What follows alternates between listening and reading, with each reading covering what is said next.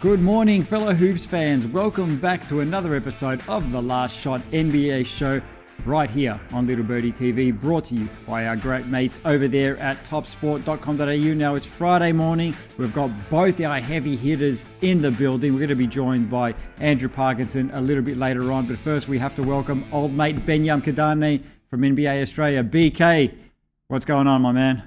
Hey, it's BK Fridays. I'm back, baby. BK Fridays are back in full effect. BK, I've got a press release that I need you to put out there ASAP. Talk to me. I need you to put the word back out there that we back up. Is it a 2-word press release that just says bing bong? No, I want you to put the word back out that we back up, all right? The Knicks are back, BK. We're back. We're on a 2-game winning streak. We're 8-7 on the season. And my man Julius Randle is looking the goods, BK. Had his best game of the season yesterday in the win over the Denver Nuggets. The first Knicks win over the Nuggets in 16 years. The last time we beat them, J.R. Smith and Carmelo Anthony were both playing for the Denver Nuggets. But Randle, it's a long, long time ago. Yesterday, Randle had 34 points, 11 rebounds, 4 assists, 4 steals. He was absolutely incredible. After the game, Jalen Brunson, our other star, had this to say about why the Knicks won the game. And he basically just said, Julius Randle, Julius Randle, Julius Randle, and Julius Randle. He was, like I said, absolutely phenomenal. 2 straight wins, BK. We're back. What did you make of Julius Randle yesterday? Look at this emotion here as well that we're seeing on screen. Hey, shout out to the players-only meeting, because after they gave up 100,000 points to the Oklahoma City Thunder a couple of nights ago, they had the players-only meeting that Randle called, and look, the results seem to be in. Two games since, 2 wins, one against a seemingly very good Jazz team, and also that big one against the Denver Nuggets. But shout out to Julius Randle, because he has really lifted after a frankly disappointing season last year. He's been incredible for the Knicks, and also, you just have to look at the impact Jalen Brunson has had on playing with Randle. I mean, who knew having a really good point guard was going to be a good thing for a big man? Yeah, I know, right? Like, who figured? Anyone but the Knicks. But you did mention that disappointing season last year, BK, and you could see it throughout the year. Obviously, he wins Most Improved Player the season before that, when the Knicks were a 4th seed, ended up losing in the first round of the playoffs. But, that sort of fall from that year to last year. Look, his numbers weren't super bad last year, but it was just everything was down. You could see his body language was very poor throughout the season. At one point, the MSG fans were booing him, and he was sort of, going back and forth with them and reacting to them as well. So the body language was very poor. And as we saw in that clip right there, there's a lot more positive body language from Julius Randle this year. Would you agree with that, BK? Yeah, absolutely. And look, I think, the point I made earlier about Jalen Brunson, the ease of Randle's offense this season has been pretty noticeable. I mean, in that season that he had when he won Most Improved, he was a very isolation-heavy guy. Same again last season. I think he was 7th in isolation plays last season at 4.9, 5.5 the year prior. Like, he was creating a lot of his own offense. Now with Brunson on deck, that's dropped down to 3.4 isolation plays. So he's finishing offsets. He's working in that pick and roll. He's just kind of getting things served on a plate to him, which he wasn't in the last couple of seasons. And that worked when he was balling a couple of years ago. It didn't really work as much last season, but now there just seems to be a little bit more balance in his game and the shots that he's getting. Yeah, and I feel like having a guy like Brunson there sort of enabled Randle to become more of a leader as well on court as well, because he doesn't have to sort of just strictly focus on, like you said, doing the isolation plays, doing it all for the New York Knicks. I mean, this year he's averaging 21.3 points, 46.5% shooting, BK, 8.9 rebounds, 3.3 assists. By comparison, for his Most Improved Player of the Year season 2 seasons ago, he averaged 24.1 points, 10.2 rebounds, 6 assists. So the assists have dropped off a little bit, but everything else is kind of hovering around those averages that he had 2 seasons ago, which, listen, it can only be good news for the New York Knicks, and God knows we need it. Is this good news for the Knicks or good news for Randall's trade value? Because his name's been dangled out there a little bit. It has, and even from last season, and it's been thrown out there. Listen, I'll take them both. Listen, if we can get something really, really good back for Randall, I'll take it. But if you want to trade him, you want to trade him playing like this. Yeah, that's exactly right. So listen, for the moment, I'll take the W's. I'll take having the Julius Randle of old. Like I said, man, put the word back out. Insert Idris Elba meme right here. We back up. Hey, bing bong. Let's go.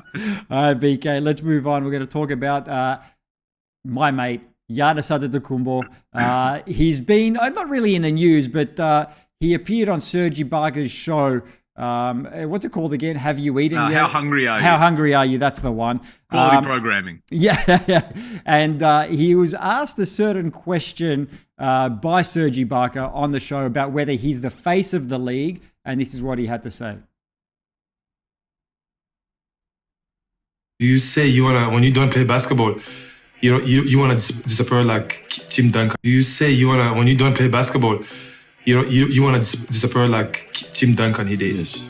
Do you feel like you are the face of the league? I want to be like Tim Duncan. I want to disappear. You put me in the face of the league. I'm trying to disappear from it. No, I'm not saying you. I'm asking you, do you want? I'm asking, do you feel a difference? Do you feel like you are the face of the league? Do I feel like I'm one of the faces of the league? Yes. The face. No.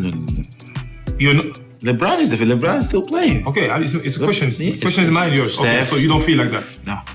Steph just won the championship. KD still hooping. Okay. It's a question, sir. Embiid is killing. Don't attack me. I'm just Jokic back-to-back MVP. Okay. Luka Magic. Yeah. There's a lot of people out there. So BK, he typical Giannis fashion there. He says that he's not the face of the league. Obviously deferred to the guys that have been around for much longer. KD, Steph, LeBron, all these sorts of things. Again, typical Giannis, humble thing. But I got to disagree with you, man. He's the best player in the world. He's a nice guy. He's humble. He's respectful. He's super marketable, as we can see in his contracts with Nike and all these other endorsements that he has. He's not only the face of the league right now, he's going to be the face of the league for the next 5 to 7 years because he's only just hitting his prime. Yeah, that answer screams of a man who is the face of the league. Yeah. When you put it on everybody else. and look, he deserves that mantle, given what he's done over the past few seasons. And but to his point, that's a man who respects his elders, which I appreciate. And it kind of did get me thinking, like, we're in that transition period because it's been LeBron for 20 years, unquestionably, right? Yeah. Now it kind of feels like it's Steph Curry. We see the impact he's got on that next generation. He's obviously still winning titles, still playing at a very high level. So I'd probably argue that right now, it's probably Steph Curry. Like when you think about who's the guy on all the posters, it's probably still Steph Curry. Oh, okay. I can sort of see that, but I just don't think he has that. I don't want to say marketability because he clearly does have that, but I don't know. I don't think he resonates with the public the way that Giannis does. And the fact that Giannis is obviously, born in Greece to Nigerian parents, he's got that sort of global aspect to him as well. I don't know. I think that pushes him over the line. I could be biased though, BK. I will admit. Hey, I think there's a valid argument for both of those guys. But it's interesting when you do look around the league. Given that we kind of had that reign of LeBron for so long, like it's hard to be the face of the league. Like you have to win. You have to win MVPs. You have to be consistently doing it. And then obviously, as you said, the marketability aspect. And there is a lot of talented players in the league. Like you mentioned, a guy like Jokic, back-to-back MVP. Doncic really kind of looks like he's got next.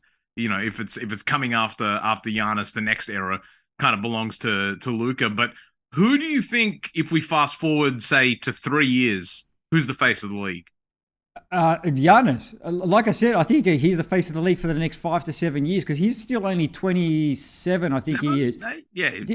So he's like hitting his prime like right now, and obviously barring any unforeseen injuries, he's going to be playing at a high level for the next 5 to 6, maybe 7 years. He's definitely got one more Supermax contract left in him. So like I said, I think it's Giannis for the next 5 to 7 years. After that, take your pick. Doncic, Wembayama, I can never pronounce his name. Wembayama. Wembayama. It's got my name in the middle of it. That's how I remember. When he comes into the league, and obviously if he can sort of reach the heights that we think that he can reach, maybe he can be that guy to carry the next generation forward. But it's definitely going to be fun to watch as fans. There was another tidbit that I wanted to touch on from that interview with Ibaka. Now, there's been rumors for years that Masai Ujiri, the Toronto Raptors GM, has been trying to get Giannis to, come to the Raptors. Obviously, there's a Nigerian connection there. Ibaka did ask Giannis about it, and this is what he had to say. One day, Giannis will play for the Toronto Raptors. True or false? Be careful with your answer because everything can stay here. It's going to stay forever. Yeah. False.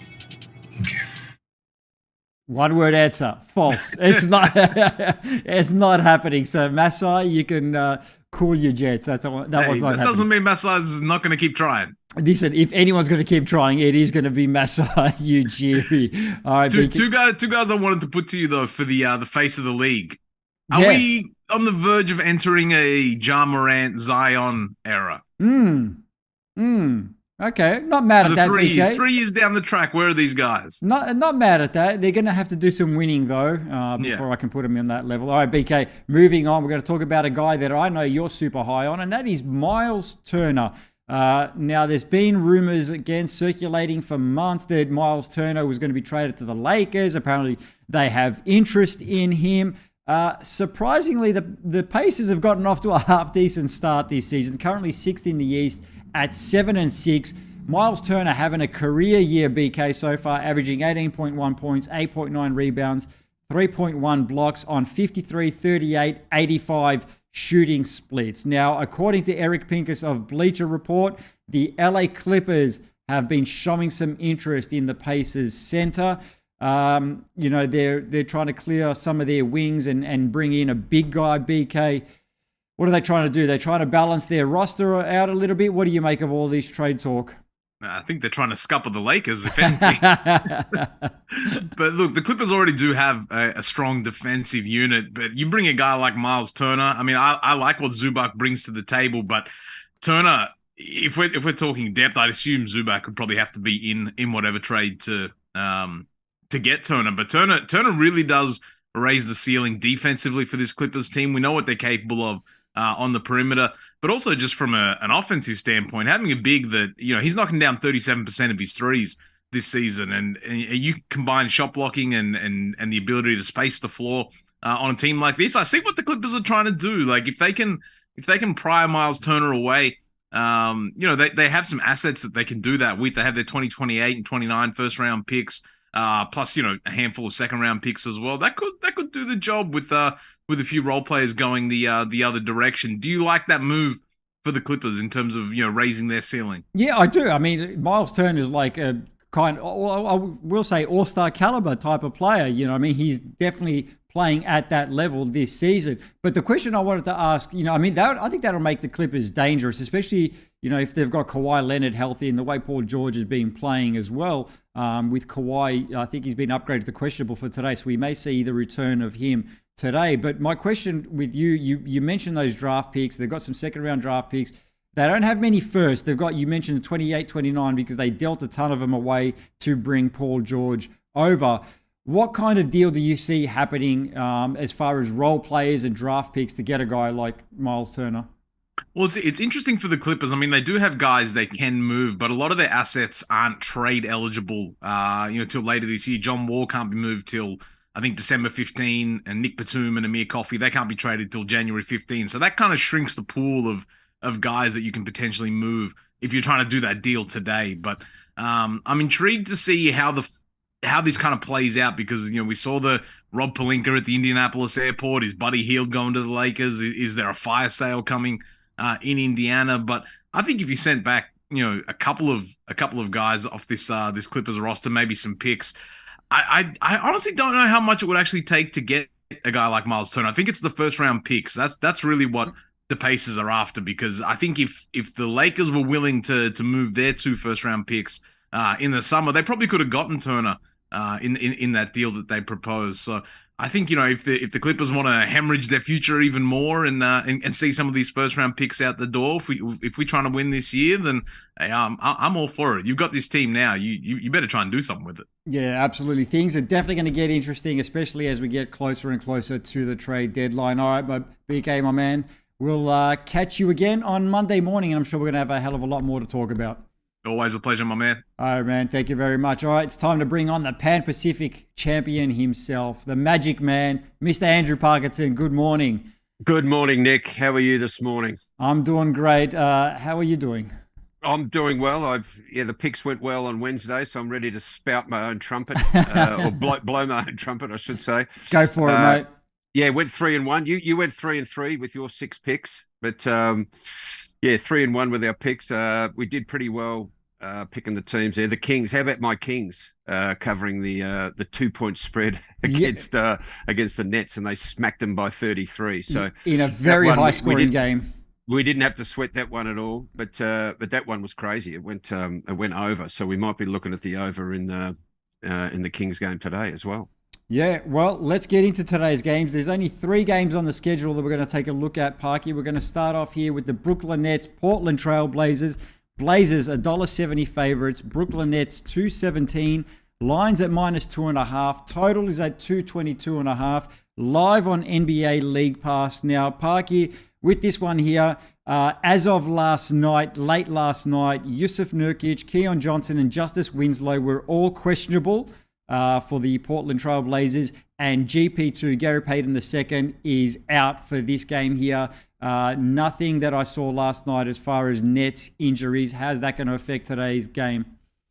Yeah, well, if you look at the prices, actually some money has come for the Trailblazers. That spread was about 1.5, 2, and it's gone out to 2.5. So that makes me think that these guys that are questionable will be playing, and there seems to be a lot of faith in the Trailblazers, and I've actually got faith in them as well.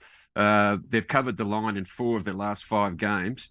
And remembering that the Nets have lost 11 of the last 12 games against Western Conference opponents. So everything's pointing towards the Trailblazers in this one at home. They are 10-4 and they're at home, as I said. So I think they can cover that 2.5-point spread. I agree with you, Parky. Are you staying away from the total on this one? I am staying away from it, but I am leaning towards the under in this one. It's 222.5, and yeah, I just think the Nets are a bit of an under team. They've in their last 9 games, 7 of their games have gone under. But I think this one's sort of been adjusted. I think that's probably about right on. But I'm going to stay away from the totals there. But do you like anything in the totals? The under? No, I'm going to stay away from that one as well for the reasons that you mentioned too. But yeah, I do like the Blazers to cover the spread in this one here because. Like you mentioned, if those guys are playing, I think they're going in with a full squad, so they'll just have too much for the Nets, especially, as you mentioned, with that home record being at 10-4. Let's move on to the second game here. We've got is the Pistons. We're going to go with the Kings and the Spurs. We've got the Kings at $1.33, Spurs $3.30. The line's at -7.5. Total 236.5. Live on NBA League Pass. Now, with this one here, Romeo Langford and Malachi Branham both out for the Spurs. Keegan Murray is questionable. Again, this was as of late last night. I haven't seen anything different this morning. So Keegan Murray questionable for the Kings. Your Kings, Parky. What are they? My Kings, and I'm gonna ride my Kings out. It's probably no guess that I'm going to take the Kings in this one -7.5. I think they can win by at least 8. Look, the Kings have been incredible since they lost their first 4 games. They've gone 7-2 since that point. And not only that, they've covered the line, which is more important for the punters out there. They've covered the line in 8 of those last 9 games. So they've been incredible. And the Spurs have lost their last 6 games against Western Conference teams. So, yeah, everything's pointing towards the Kings here. It is a fairly large spread, but remembering it was only 2 days ago that they smacked the Nets by 32 points and scored 153 themselves. So, look, they're really sharing the ball and they're just loving playing with each other. And I think, as I said in previous shows, I think they're definitely going to make that play-in spot in the West. I think the Kings will win today. I don't think they cover the spread though, Parky, and I'm inclined to take the under today. Like you said, they can put numbers on the board as we saw the other day, but I just think today is not going to be that day. I'm going under. Kings don't cover the spread, but they do win the game. Yeah, fair enough. Look, I'd probably lean. I haven't got an official pick for the total there, but I would probably lean in the over, even though it's very high at 236.5.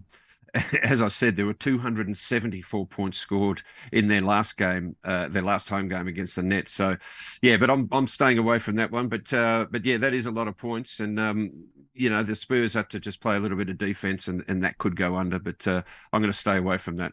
All right, we'll see how we do with that one on Monday. And the last game we're going to take a look at is the Clippers and the Pistons. Clippers $1.22, Pistons $4.30, lines at -9.5.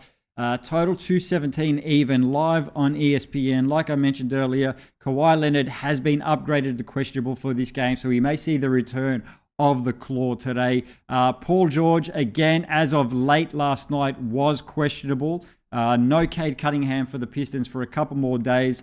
Parky, what do you see from this one? Yeah, look, I think the Clippers are going to win this one. And here's a stat for you. The Pistons have lost their last 21 road games against Western Conference teams with a winning record. And as we know, the Clippers have got a winning record. They're 8-7. So that's pointing towards a Clippers win there. But that's quite a large spread. And with PG being questionable, yeah, I'm going to stay away from the spread there, stay away from the line. But I do like the under, even though it's 217 points. Look, the Clippers are a team that they're actually averaging as a team a league lowest 104.9 points. And as we know, this season's seen some amazing. I think the Celtics are averaging 123 points per game, as an example. So everything's pointing towards the under in this game, even though it is 217, which is quite low for the modern NBA. And also 14 of the last 17 Pistons games have gone under.